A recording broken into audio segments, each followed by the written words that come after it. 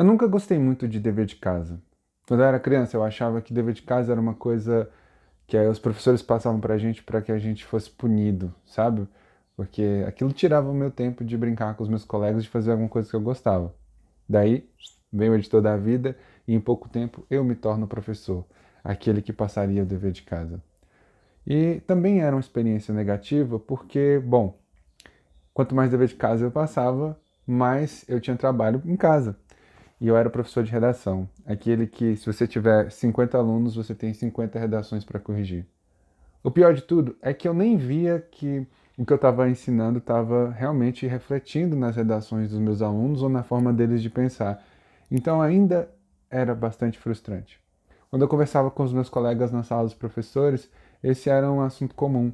A gente se sentia um pouco abandonado, sentia que aquilo que a gente fazia não estava dando muito resultado e dever de casa então era uma coisa muito inútil. Editor da vida mais uma vez e eu me torno terapeuta. Muito da minha vinda para o mundo da terapia vem dessa insatisfação, porque quando eu me tornei professor, na verdade eu não queria ser professor, eu queria ser escritor. Eu achava que a faculdade de letras ia me dar a oportunidade de levar a minha mensagem, mudar o mundo da forma como eu acreditava. Eu percebi que os conflitos dos meus alunos não eram bem relacionados à minha matéria. Na verdade, muito pouco, né, se relacionava à minha matéria. Quando eles tinham angústia na hora de fazer uma prova, não é porque o conteúdo era difícil, é porque eles não tinham um lugar para estudar, eles não tinham a atenção dos pais e tinha uma cobrança muito grande. O conteúdo era a menor das angústias deles. De repente eu me vi ajudando os meus alunos muito mais a superar esses problemas emocionais do que ajudando com o conteúdo em si, né? Porque o conteúdo em si acabou ficando um pouco irrelevante nessa experiência que eu tive. Mas eu reforço, essa foi a minha experiência. Então, me tornar terapeuta foi muito no sentido de ajudar as pessoas a lidar com essas angústias que vão para além daquilo que é muito pequeno e que a gente vê num recorte muito diminuto da experiência da vida. E aí, para minha surpresa, eu me vi também num lugar de passar dever de casa, mas não de uma forma voluntária.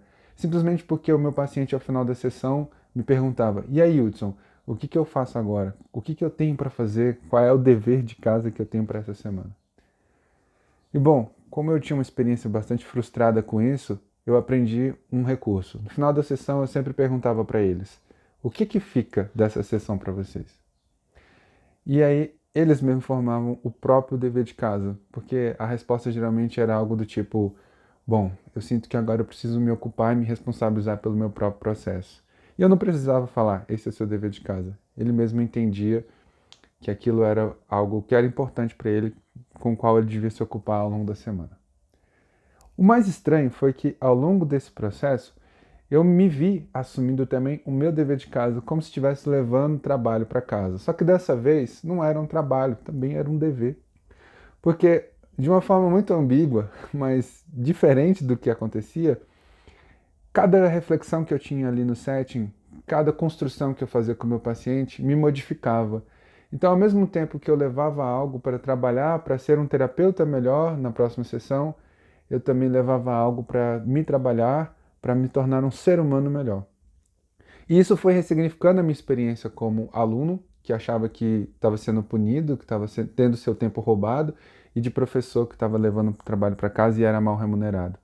De repente, eu entendi que aquilo que eu aprendia na sessão, que era único com o meu paciente, era de fato muito especial e colaborava muito para o meu desenvolvimento, assim como aquilo que eu estava passando para ele no setting era fundamental e estava modificando bastante a experiência dele. Isso porque o feedback no final da sessão ou na outra sessão era sempre algo, cara, aquilo me fez repensar muita coisa sobre a minha vida, eu saio daqui diferente. Ontem, no final de uma sessão conversando com um paciente que estava esperando a chuva passar para ir embora, a gente teve um breve diálogo e ele falou, cara, isso aqui seria muito interessante, daria algo como um podcast, Diálogos Pós-Terapia. E aquilo me deu um insight. Eu falei, cara, tá aí uma coisa interessante. Acho que está na hora de eu compartilhar algumas coisas que acontecem que modificaram a minha vida.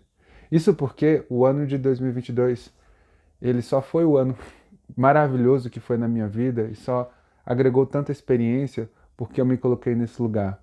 Esse lugar de entender que Não tem dever de casa mais gostoso do que se responsabilizar pelo próprio processo.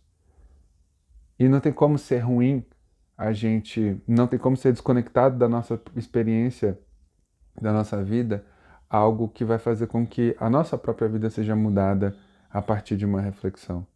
Então, todas as vezes que eu chego em casa hoje, eu fico pensando: qual é o meu dever de casa? Qual é o meu papel comigo mesmo? Qual é a responsabilidade que eu preciso assumir para ser um ser humano melhor e ser um terapeuta melhor? Talvez hoje a minha responsabilidade seja gravar esse vídeo. E talvez dele surjam outros vídeos que possam trazer aí reflexões desse momento pós-terapia. Eu espero que seja isso. Mas por hora, acho que tá legal. Era isso que eu queria dizer. Espero ter ajudado.